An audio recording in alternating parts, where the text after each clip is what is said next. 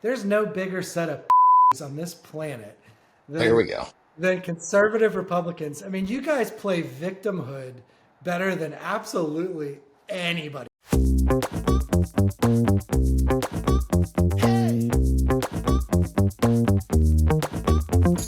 Ladies and gentlemen, welcome to another episode of Golf and Politics. We've got a great guest today, Brent Buchanan, the president and founder of Cygnal, one of the leading polling firms on the Republican side. In fact, Nate Silver, who's like the godfather of analyzing polls from both sides of the aisle.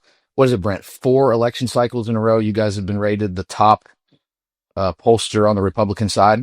Well, I think So it's that's since we quite. started working with you, so that's when That's that's when we count time, is when we started working with Matt Parker on it.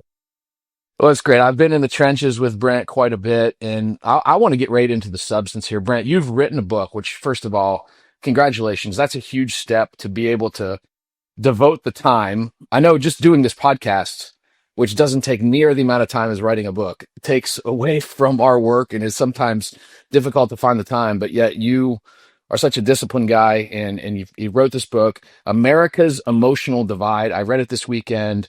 It's something you can read in a 1 or 2 sittings. Great book. Brett, let's just dive into it. You run an accurate polling firm, and now you've written this book. And for someone who hasn't heard of this book yet, or even understands why polling is important for political campaigns, what's the problem you're trying to solve with this book? What's the thesis of the book, and why should people involved in politics go out and read it? Well, I would say it goes beyond just politics. It's really anybody who is leading in any way, especially if you're leading something that is affected by politics and in the policy realm. But we've all heard the saying, trust your gut. And every one of us have probably gone against that at some point in our lives. And we were wrong because we should have trusted our gut.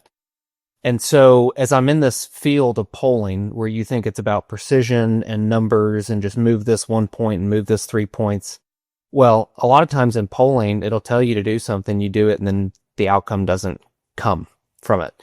And you got to ask yourself, well, why did that not work out as intended? And that's when I begin digging in and doing research, thinking there's got to be something beyond just numbers here. The numbers are incredibly important, but how do you connect to somebody and actually make them take an action? How do you understand what's really driving them and then push them towards something that's good for them, but also the outcome that you're working towards? And that's what led me into the study of emotions, and especially the study of emotions as it relates to politics and decision making.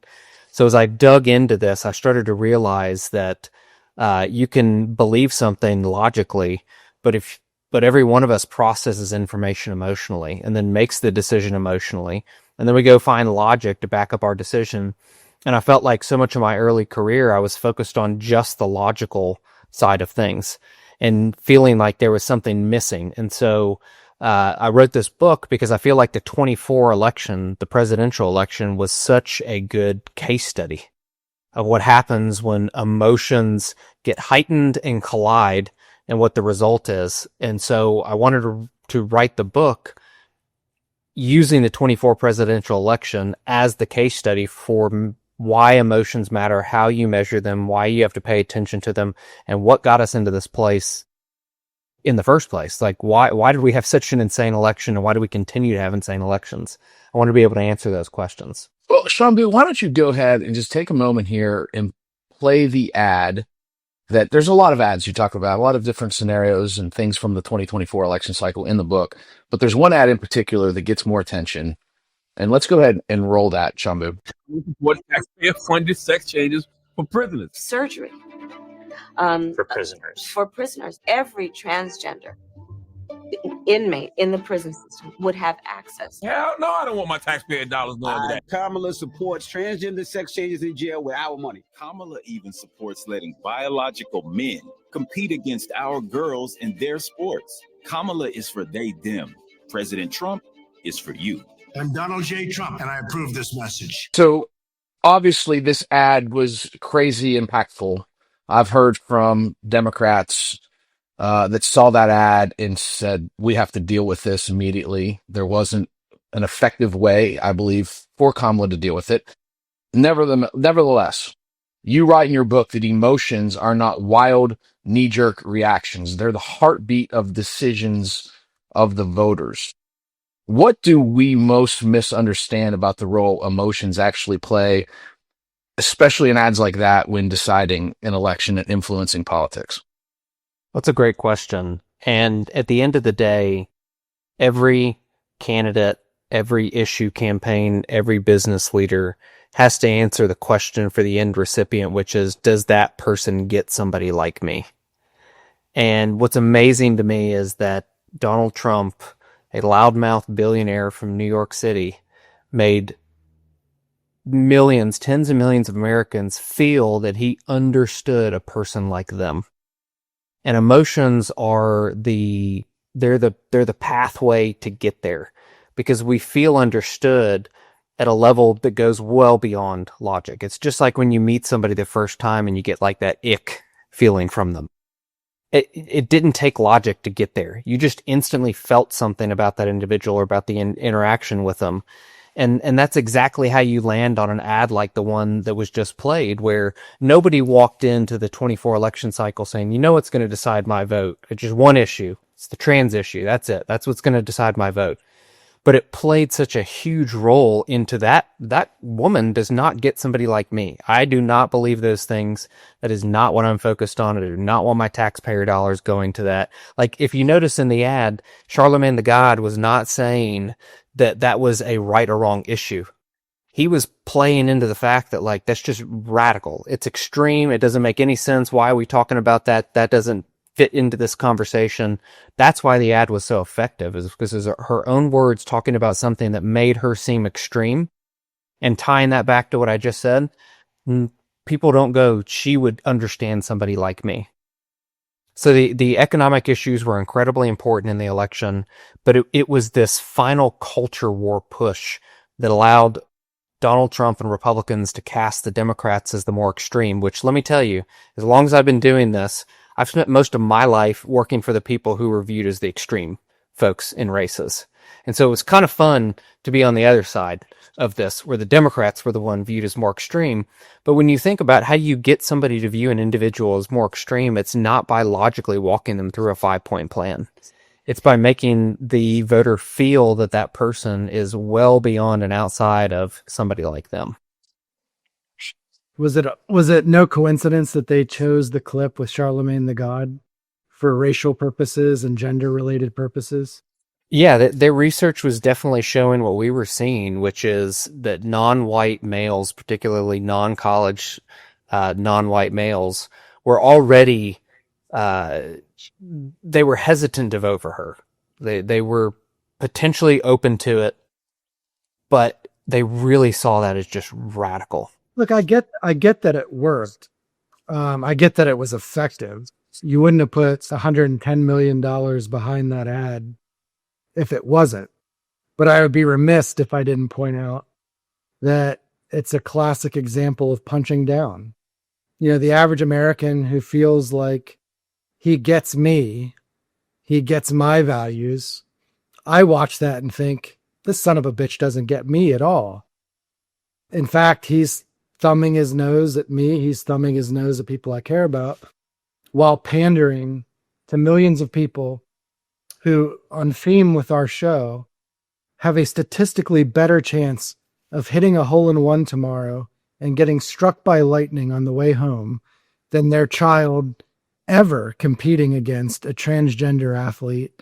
There were 10 in the entire NCAA out of hundreds of thousands of athletes. And this was what the president chose to use as a key issue with a community that is already suffering, already dealing with higher rates of suicide and humiliation.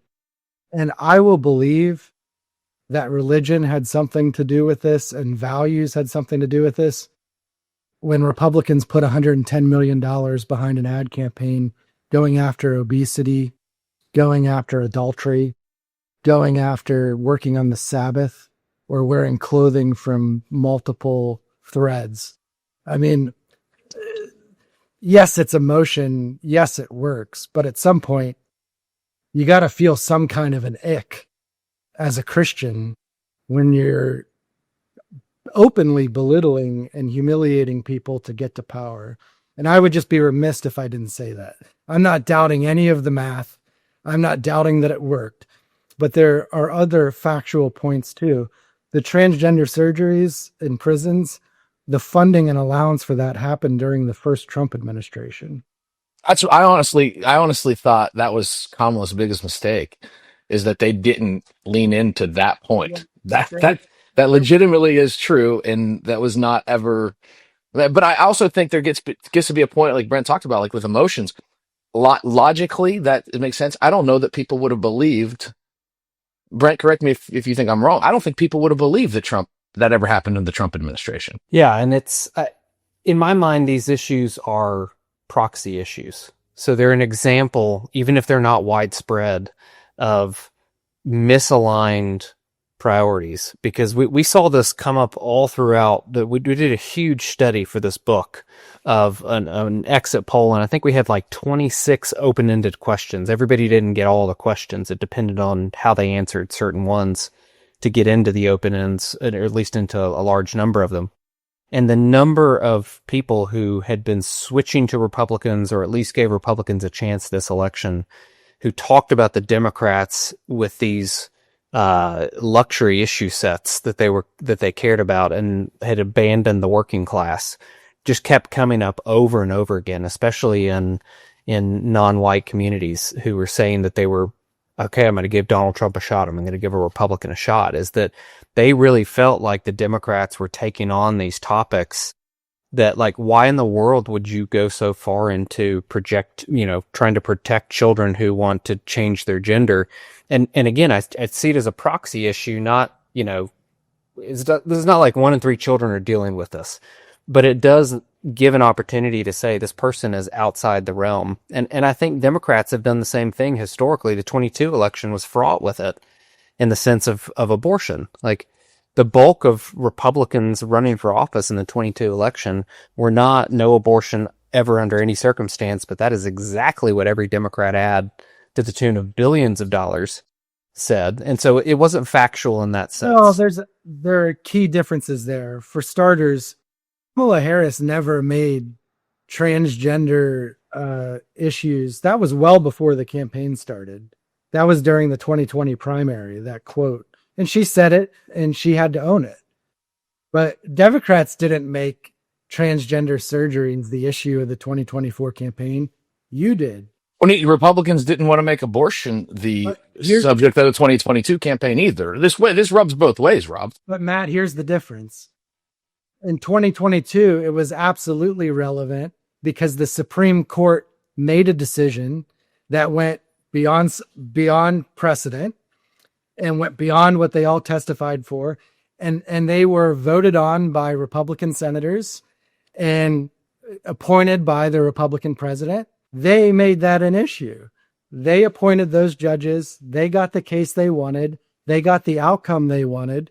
And if Democrats didn't make that a huge issue, particularly with women, it would have been absolute, incompetence not to make that an issue. And I would only make, a few points on that. I'm not going to get into a broader debate on abortion and, sexual orientation or gender orientation. But I think that when you say that yours are values and mine aren't. Oh, they're both values and they're both emotional. I'm not belittling that at all. I think that the Democrats use that issue as the wedge. Republicans were able to use the transgender issue as a wedge. And I would argue, even if it's only 10 out of 100,000 athletes, it's still a relevant issue if it happens once. And we can debate this all day long. We have encouraged people to go watch our episode on it. We're on opposite sides of that.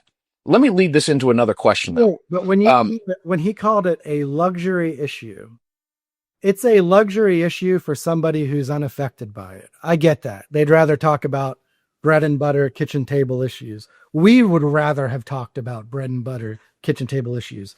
It is not a luxury issue. And I wasn't saying abortion was for a million people who have a transgender kid who's just trying to use the goddamn bathroom, or for a woman who gets raped or who has an unwanted pregnancy from incest or any other reason that now doesn't have that option on their table and has to get lectured about individual freedom and liberty and limited government. So what is a luxury issue to you is a human necessity to other people. And so I found it to be obviously repulsive and repugnant and disgusting and about as unchristian as you could get. But I understand there are differences of opinion. Well, let me lead this into the next question, because I think it plays into it. Brent, on our show, Rob and I, I'm the Republican, he's the Democrat, and we obviously have these kind of disagreements. But what I have found, and it was even more clear to me after reading your book, that when Rob and I sit, he's at my house, was it last week, Rob? You're in Tulsa, I think last week or the week before. We're sitting around with my wife having a discussion.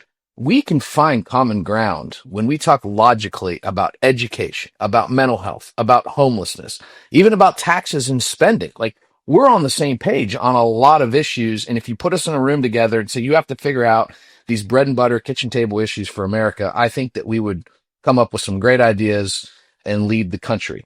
However, when we start talking emotionally about politics or even about sports, if we're arguing emotionally about whether Mike Tomlin made the right call at the end of the game, that the emotions come out and the disagreements sharpen and it gets loud and it can have a tendency to get grating, right? So am I just living in a Pollyanna world that sometimes emotions, as much as we have to use them to win elections, that they get in the way of progress as far as getting things done for the American people in the long run? You don't really address this in your book. This is just kind of something that came to me when reading it. It's like, yeah, we do this. Every time we run, anytime I'm putting a new ad together, I send it to you. I'm like, does this have enough emotions in it? Is this going to connect right with the voters? But that might not be the best thing for getting things done for the American people in the long run. What's your thoughts on that? Well, I'd answer this in two directions. The first being that I think if we were to focus more on the principles on which we agree, we would get more done. Not necessarily logically, but as an example, if I have a 5-point plan for something and you disagree with one of those points, the odds of you disagreeing with my overall plan increase drastically. But if I tell you the principle behind why I have a 5-point plan, you and I are much more likely to be on terms there, and then we could be okay if we don't agree on all 5 points afterwards. So that's the first. And one of the things that we preach a lot to our clients is the necessity to speak at the level of principles, not policies, because principles are broader and there's more opportunity to come to agreement on that level. Second would be, it is a bit Pollyannish to think that we can live in this logical world where we just have logical debates on everything, because that's the reason that I wrote the other 4 initial chapters before I get into application in the book, is because I believe that emotions are heightened in general for us in the modern world because the institutions that were built post-World War II no longer serve the majority of people. They actually work against most people, at least that is their experience of these post-World War II institutions. Then you have media fragmentation. We no longer have what is a common source of truth. And we live in a realm where we're each getting whatever we want to hear. We get to hear more and more of that constantly. And one person's source of truth is another person's propaganda. And so I mean, you said this in your book. You say that people are basically living in competing realities. So yes. if you're watching Fox News, Rob, thanks for the kooky Fox News people, and then if he's watching MSNBC, I'm like the kooky MSNBC people. Like we view. Well, I do too, but I'm just saying, like, people get very tribal about where they get their information, and so with these competing realities that people are living in, from your vantage point as a pollster and a political consultant, how is this amplifying our emotional divide even more than it did in 1968? Yeah, I do think it is, because we don't have anything common to look at and say this. We experience this together. Now, we may view it differently. Fragmentation of our media and the institutional decay, fall apart, whatever you want to call it, has led to a place where nobody feels like the world's working for them. And so we're no longer going around saying that the reason you two can have that argument, a positive argument to come up with solutions, is because you believe positive intent of each other. And like the world is not constructed in a way anymore where we have an interaction with somebody and our first thought is this person has good positive intent for me in this. And I really believe that it is a byproduct of our constructs in which we have to live, not just that we believe different things politically. Do you think it's really, I mean, you go back to the Reagan Democrats, where a lot of blue collar union workers in Pittsburgh and Wheeling and Steubenville and Buffalo, who traditionally voted Democratic, started voting for Reagan, partially because of his charisma and appeal that didn't really translate to all other Republicans, but largely because Reagan's team successfully merged Christianity and religion with politics and economics issues and defense issues. And it's something that Nixon was afraid of, Ford was afraid of, Barry Goldwater was afraid of. Pretty much all Republicans up until the 1980s really worried about, abortion wasn't a huge issue in the 60s or 70s. It was thrust upon us. And do you think that religion being merged with Republican politics down the line has caused more of this cultural division and feeling and emotion? I think that for every action, there's an equal and opposite reaction. And with that, I would say that the lack of religion on the left, or that for a lot of people on the left, you don't strike me as one of those people, that politics is their religion. It's one of the arguments that I make as to why Democrats have ungodly sums of money in their campaign, because they view their like they are as invested in their politics as many on the right are in their church. And so we all have a God-sized hole we're filling. And you're either putting God in it or you're putting something else in it. And when you go look at our surveys, like it's very obvious to see the lack of religion on the left and how that bears itself out. If the goal of evangelical Christians is to grow their faith, I think that the net effect of politicizing Christianity is to push people away, is to push Democrats who have faith, who believe in God, who believe in service, but do not believe that faith is something you wear on your sleeve. It's something you do. It's something you believe in your heart, and it's something you do through actions, not through saying, I'm the best Christian in this primary and vote for me, because that's the way it comes off. And so when we get religious lectures, it's a turnoff because it's typically being used as a weapon to say, you're gay, you're wrong, you're not Christian, or you're a Democrat, you're a godless socialist, you're this, you're that. And I can now tell, based on, we could all ask one or two or three or four questions and guess somebody's political affiliation. What car do they drive? How often do they attend church? What's their skin color? What's their education level? What kind of music do they listen to?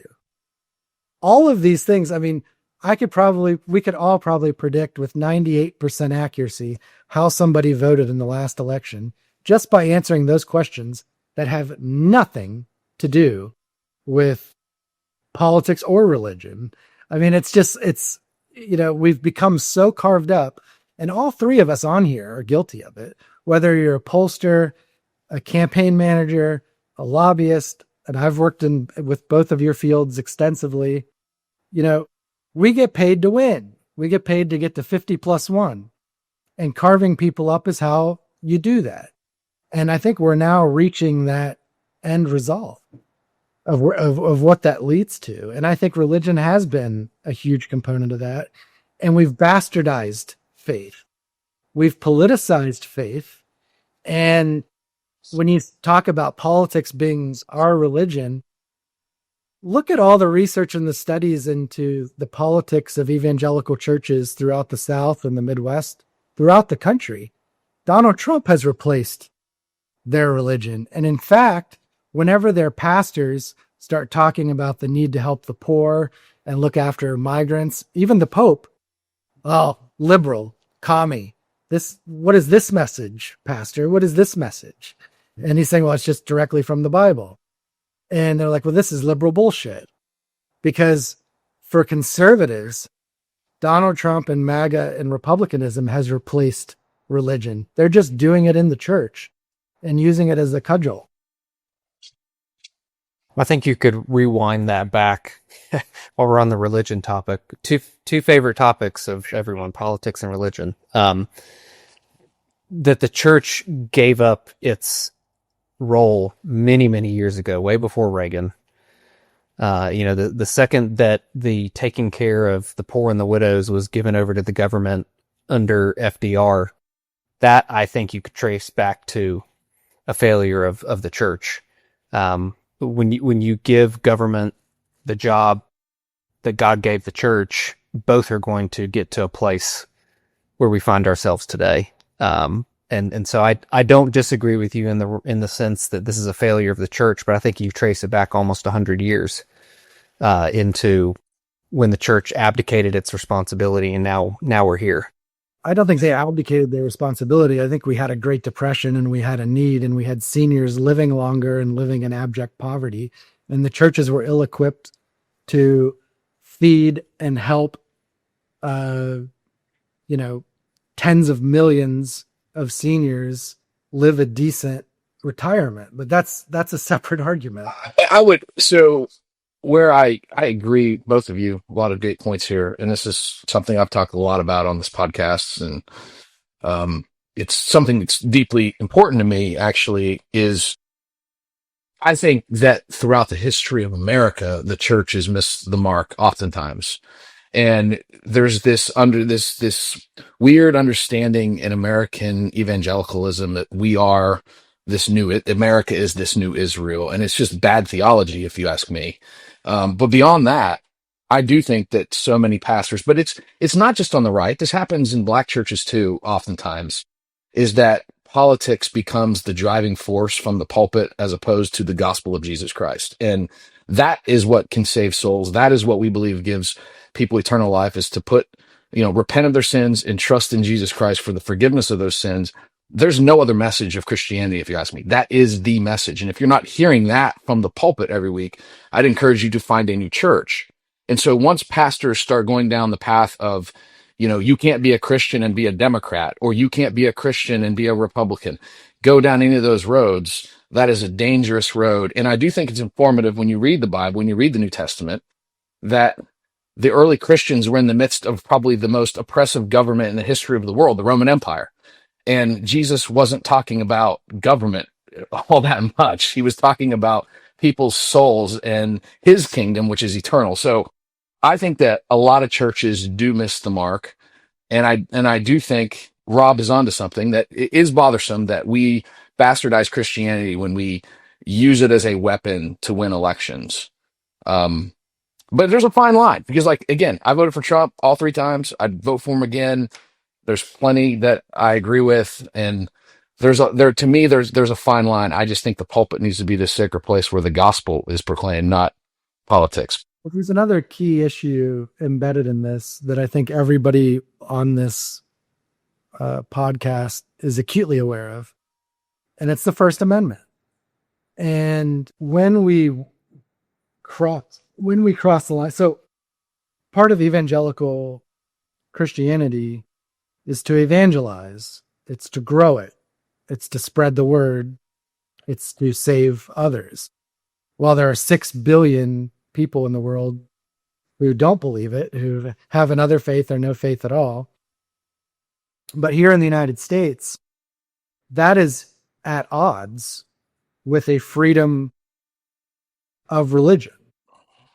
Because our founders basically said, you believe whatever you want, and you have the right to believe whatever you want. That right is only restricted when you try to use the government to force it on me or to force it on somebody else who doesn't agree with you, doesn't believe what you believe in. And our founders didn't want to be within 10 city blocks of an organized national religion. And so when you go about the business of using the government as the tool to spread the gospel, not just spread it, but to enforce it, then you're at odds with the First Amendment and 240 years, 250 years of case law. That is what makes us unique, is that the government's not going to come in your house and tell you you can't pray the way you want to pray. And I'm telling you, the way that we're going with the use of state power right now, at some point down the line, there's going to be somebody far more to the left of me who wins and is going to try to tax the churches and is going to go after the churches and is going to use Donald Trump and Stephen Miller and Pam Bondi as their guideline. And they're not going to be wrong. And depending upon what the makeup of the Supreme Court is at that point, we may be dead, but it ain't going to look good. So that's the conflict I always see, which is spreading religion and trying to use the government to do it being directly at odds with the First Amendment of the Constitution. Yes, you have a right to speak and say what you want, but it's when you use the state as the tool to deliver that is where we've got a problem. So, Brent, I want to get back to some questions about your book here.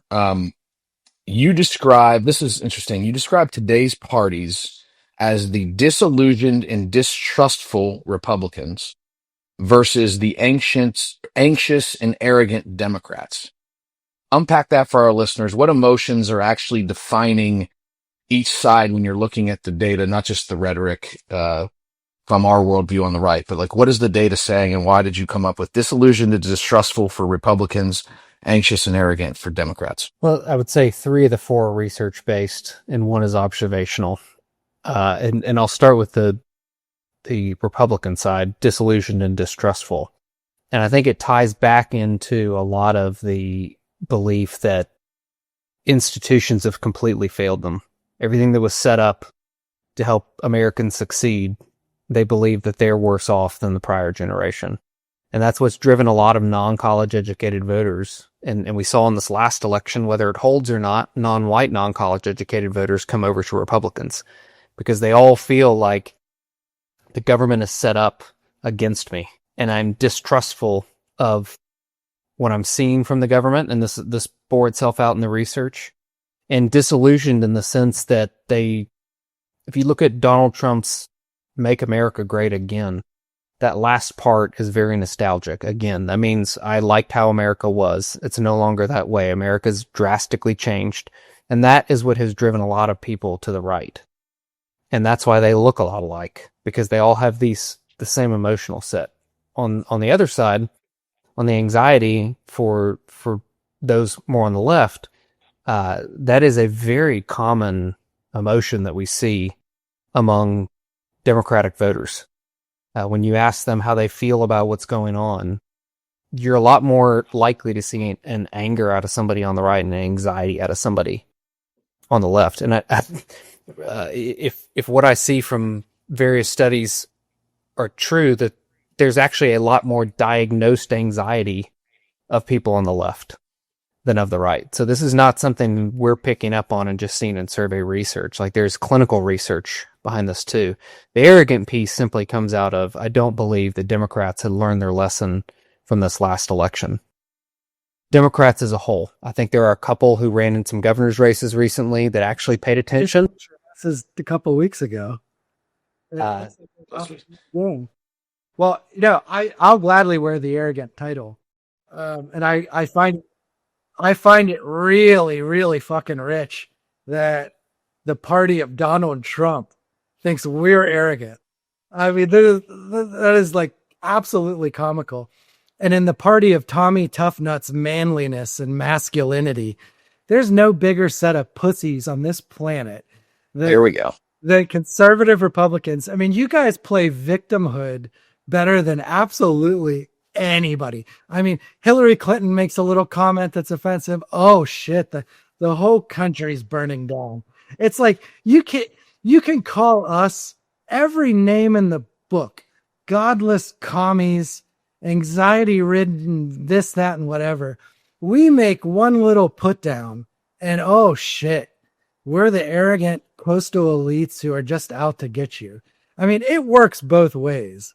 The shit I read on Facebook and Instagram from my conservative friends, the stuff I watch on Fox News and hear from clients. I mean, give me a break. You guys dish it out as well as anybody. Look, hey, I want to ask this though. Brent, you talked about people that are more independent thinking that seem disillusioned, distrustful, the non-college educated. They've gravitated to Trump. My big question for you is that have been a lot of former Republicans that voted for George W. Bush or his father or even Ronald Reagan that have migrated to voting for the Democrats. What is cause? Overwhelmingly college educated. Yes, and we dive into this because this college educated divide is real. Patrick Ruffini talks about it in his book. We've talked about it on the show. I mean, there's a huge difference between college educated voters and non-college educated voters. Why is that? Why is Trump such a turnoff for more college educated voters? If we're talking more broadly, Republicans abdicated these institutions decades ago. Like, you would have to go back real far, maybe to Harvard 1700s for conservatives to be involved in leading institutions of academia. The left figured out a long time ago, if you take over the media and the academia, you control the conversation and you control what people are learning. I just say that broadly, but to answer specifically these folks who are leaving, let's say who have left, and we have a whole chapter on them in the book that goes into the research of people who said they voted for Trump in 20, but Harris in 24. I mean, not a big group, but we got a decent enough number of responses to really dig into. And this group is much higher up Maslow's hierarchy of needs. Like, if you think about what drives us as humans, if you don't have shelter, if you don't have food, if you don't feel safe, you're going to act a whole lot different than if you're at the very tip top of Maslow's hierarchy and you're working on enlightenment. And I use that almost as a proxy on education, that the day-to-day needs of folks further down the hierarchy is going to make you have a lot more negative reaction emotions than those who are much higher up on the hierarchy. And we've asked a survey question in the past of what do you define as the future? And it is fascinating how many people consider the future like a few months from now. And they are very different looking than people who say 10 years from now down the road. And it's because where are you on that hierarchy of needs? If you're looking to make ends meet for just tomorrow, your life looks incredibly different in what you focus on in your emotional state than those who are thinking about 10 years down the road being the future. And so I think that's one of the larger factors into why you've seen this shift over time of more college educated voters moving towards Democrats. And I didn't mean the luxury as a put down, but you're not thinking about as much, and you see it in the survey data. If you filter to, $200,000 plus income, the number of people who are saying healthcare and inflation and economy is way lower than those if you filtered under 75,000 a year. And I think that goes into where are you on the Maslow's hierarchy of needs, and that's going to be a significant driver of what are you paying attention to and what are your emotional drivers. Well, I mean, Trump said himself he loves the poorly educated. I mean, that sounds pretty arrogant to me. But I would say that, earlier you mentioned that people have lost trust in government. They've lost trust in institutions. That didn't just happen. That wasn't just an accident, and it wasn't just actions or lack of actions. Going back to John Birch Society, Reagan, Gingrich, Bush, W. more than Senior, obviously Trump, for 50 years, it has been the consistent message of the Republican Party, one that I used to work for proudly, that government is the problem. Grover Norquist told us he wanted to drag it into a bathtub and drown it. And Oh, he just wanted it to be small enough that you could put it into a bathtub and drown it. He didn't want to drown the whole thing. drown it. So, and then, I mean, it seems to me that the consistency of the Republican message has been government's broken. It can't work. Now elect us and let us prove it. And every single time, that's precisely what you do. And so when you look at any assault on expertise, anything that challenges conservatives, and this is going back to Vietnam, Kent State, and any major issue of the day, cultural issue, it's shoot the messenger. And Republicans are great at it. I used to do it as a Republican. You get a bad poll, liberal pollster. You get a bad study, egghead, liberal, commie, pinko professor. You know, whatever it is, it's attack the expertise. And you mentioned, you know, liberals learned how to take universities and take control of them and treat it for their political cause.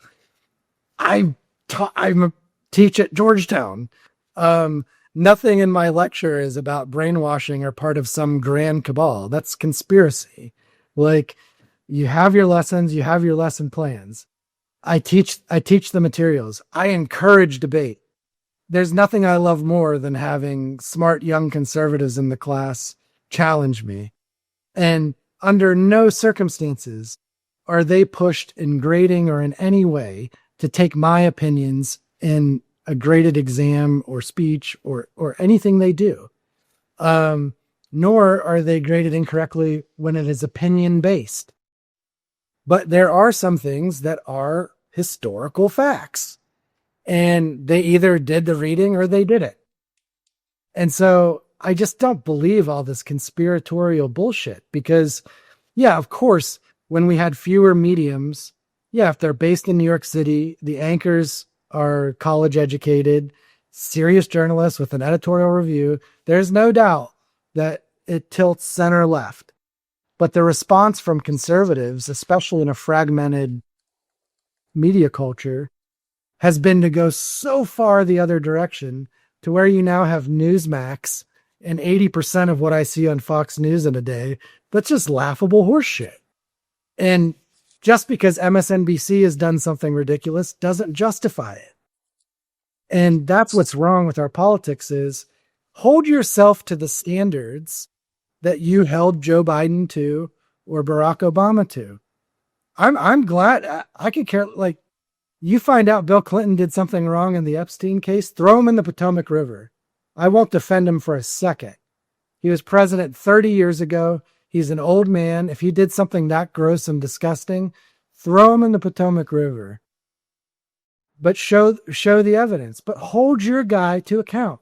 Hold your media sources to account. Hold your candidates to account. Because if Barack Obama or Joe Biden did half of this shit, you guys would be losing your minds. And you know it because I've watched you do it. And if you thought Joe Biden was weaponizing the DOJ, I mean, let's look at out of 350 million people who the president of the United States has chosen to target by mere coincidence.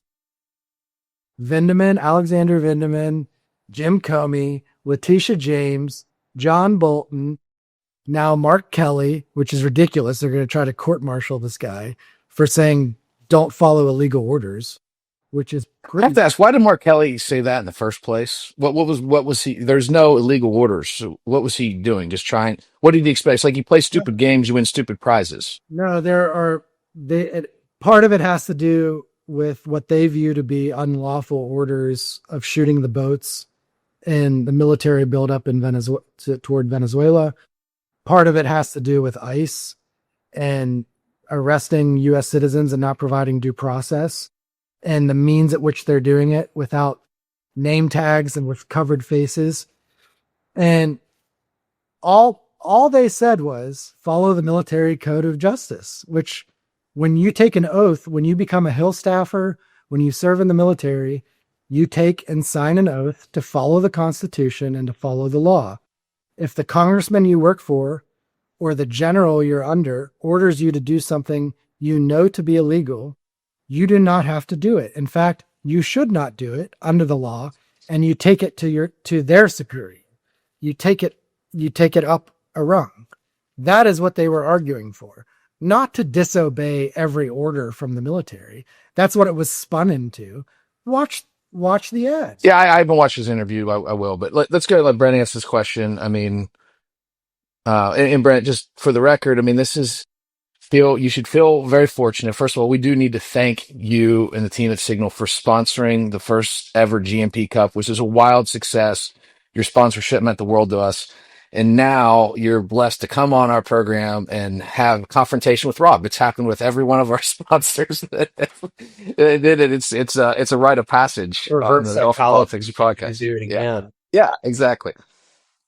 All right. So Brent, you write in your book that negative ads tap into our basic survival circuits and are often 3 times as impactful as positive messages.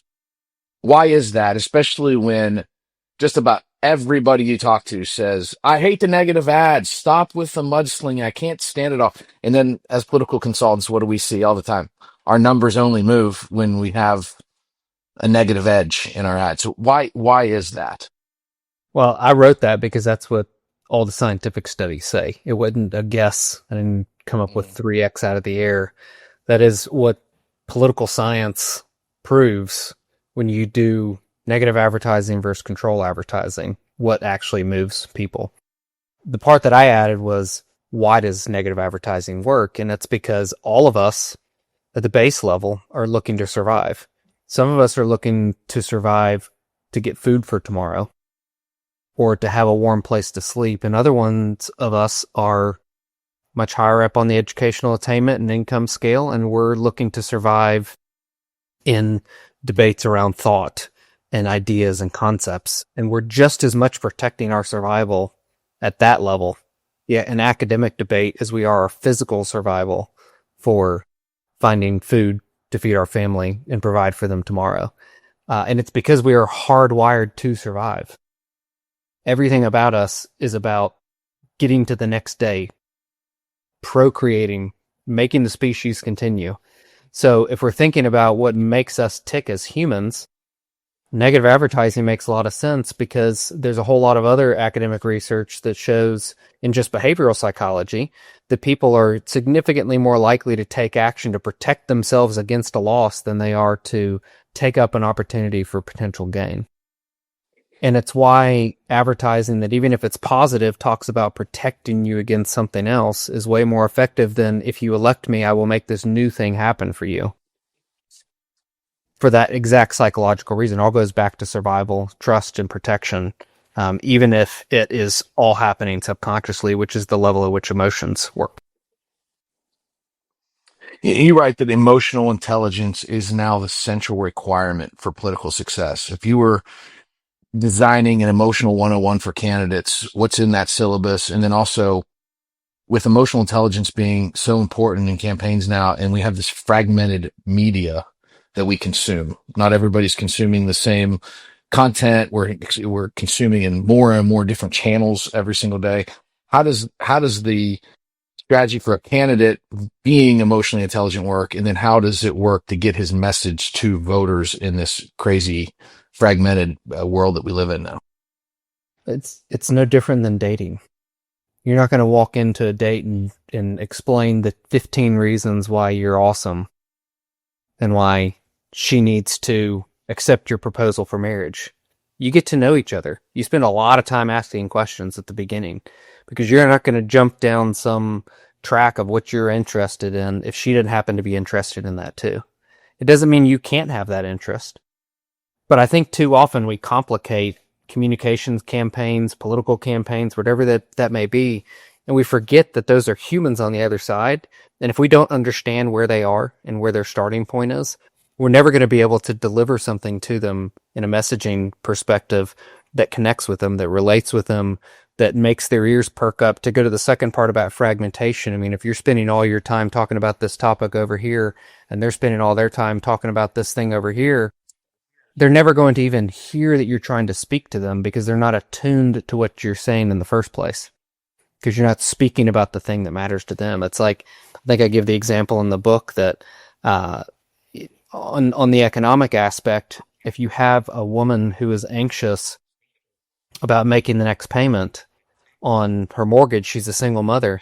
That's a whole different message than the guy who is taking care of his family and can't make the next payment on his mortgage, and he is just pissed off that he's worked his tail off, and the math doesn't math anymore. Those are two very different, exact same situation, two different emotional states.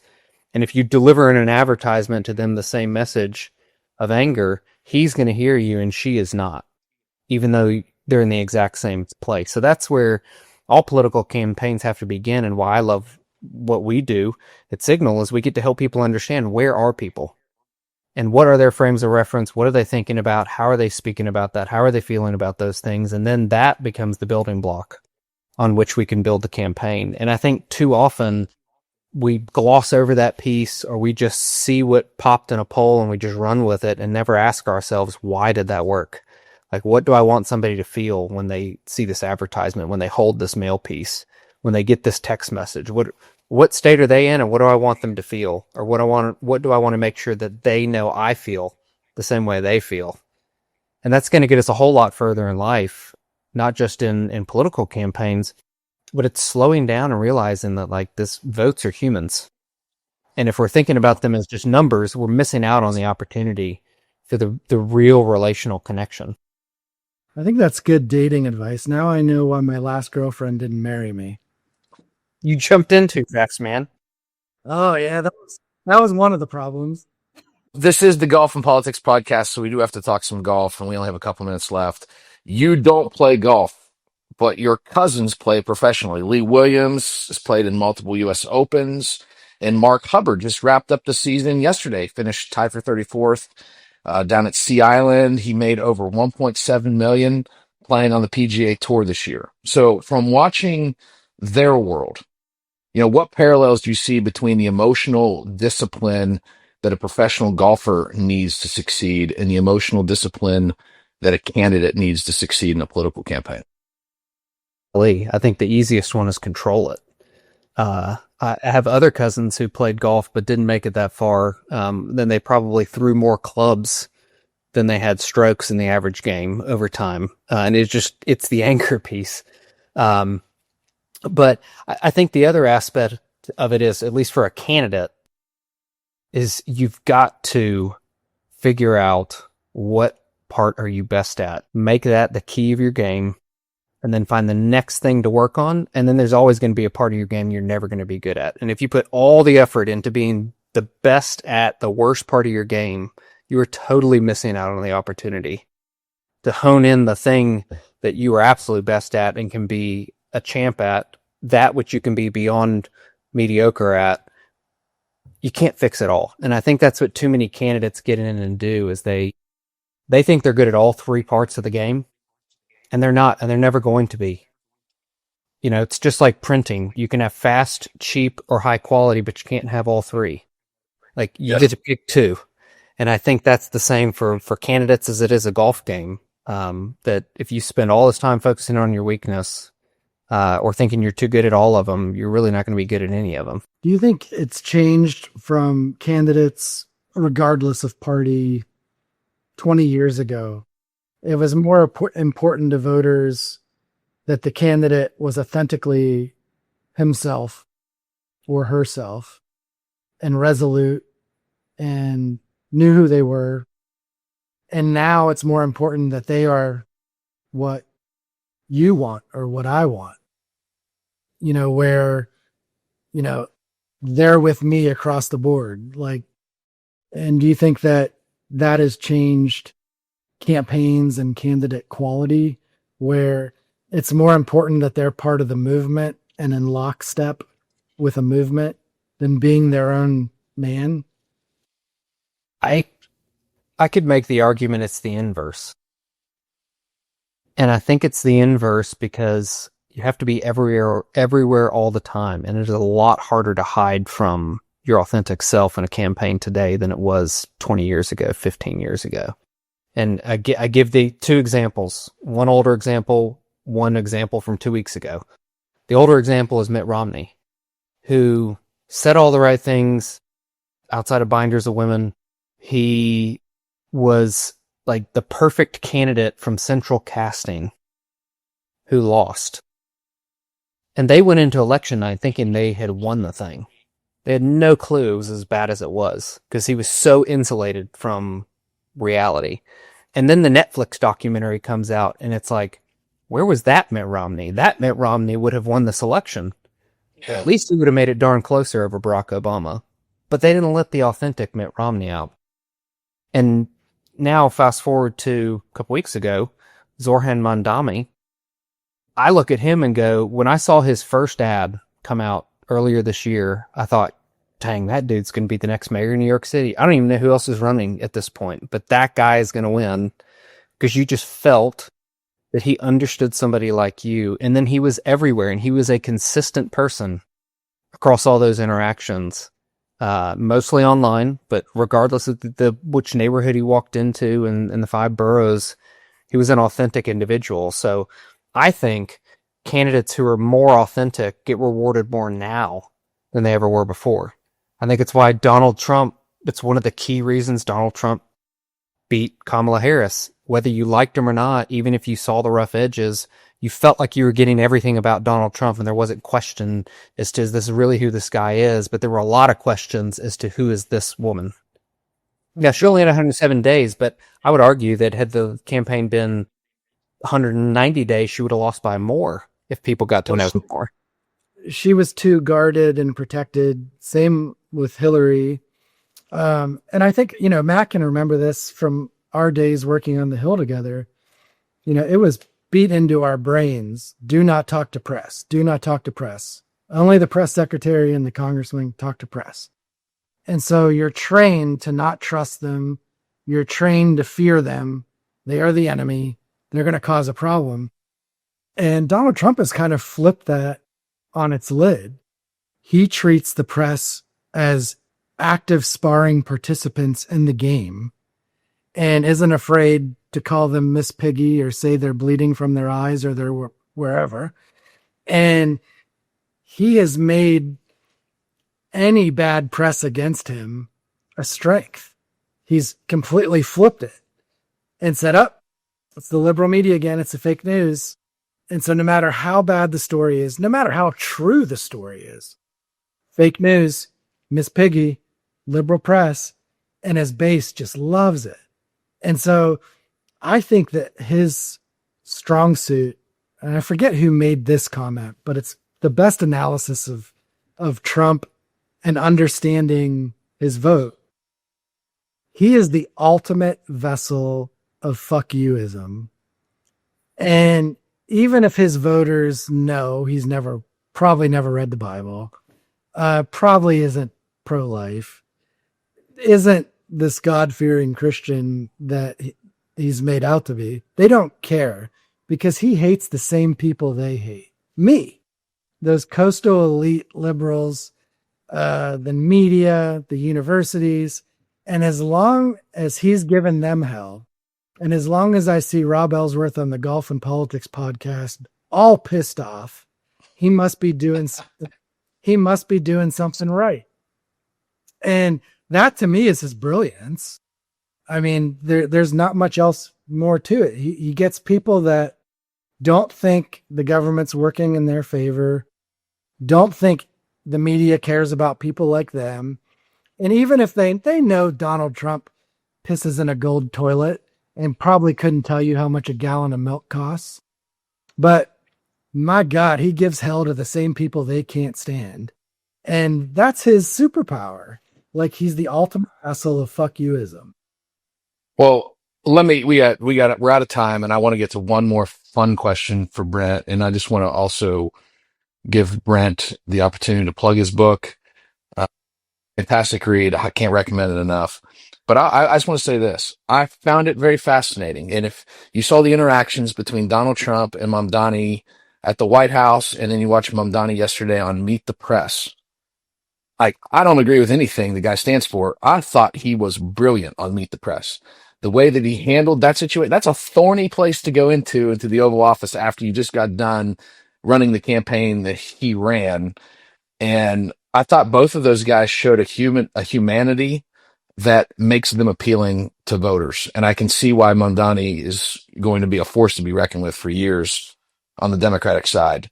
Now, Brent, we usually do a shotgun 9, but we had a lot of things to talk about here. We're just going to do a shotgun 1. You don't even play golf, so you don't have time for 9 holes. You get time for one question. And we asked this to everybody that's ever been on our podcast. If you did play golf and you had to build out a dream foursome, and your foursome had to include a politician, a pro golfer, and a celebrity, who were you playing golf with? Dang, that's a really good question. Politician is definitely JFK. He is one of my favorites. I don't agree with everything he said. I kind of wonder what America would be like if he'd gotten 2 full terms. Golfer would be Zeller, Old Fuzzy, and celebrity would be Nate Bargatze, because even if the golf sucks, it would be an incredibly fun time on the course. That's great. Well, Brent, tell us about your book. Tell us how people can connect with Cygnal. If you're on the Republican side, I can't recommend Cygnal enough. Work with them on just about every race that I'm involved in, and Brent's been a trusted partner to work with for many years, and I would love being in a foxhole with him, fighting the good fight. So, Brent, plug your business and your book. Yeah, well, thanks for the opportunity to have these conversations. It's always fun to get outside your own bubble and hear what other people have to say. So, Rob, I appreciate your perspectives in the conversations in the last hour. Authentically me. So our website is cygn.al. There'll be news on the book there in about a week. It comes out December 1st. It'll be on Amazon. So at midnight on December 1st, you'll be able to put in America's Emotion. Oh, privileged to have read a pre-release copy. That's fantastic. Take care. I expect a signed copy when it comes out. I will pay for it, but I want it signed.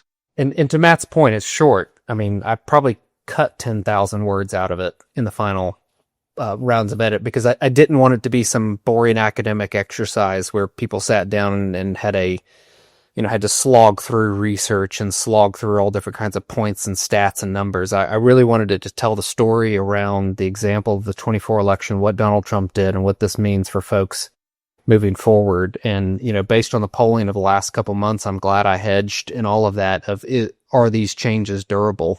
At least in the last 3 months, they've not been as durable as they were a year ago to this day.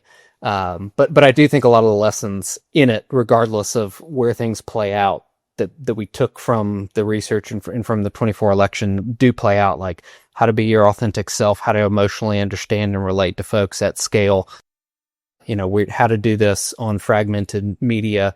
All of those pieces apply whether you're running a business or a campaign war room. Well, Brent, thanks for coming on. And for all of you that listen to the podcast, we really appreciate it. Go to golfandpolitics.com, subscribe today to get our email newsletter. We send it out every time we have a new episode, and we're on every social media platform and anywhere you get content, YouTube, Apple, Spotify. Please subscribe today. We appreciate everyone who listens. Thanks, Brent. Thank y'all.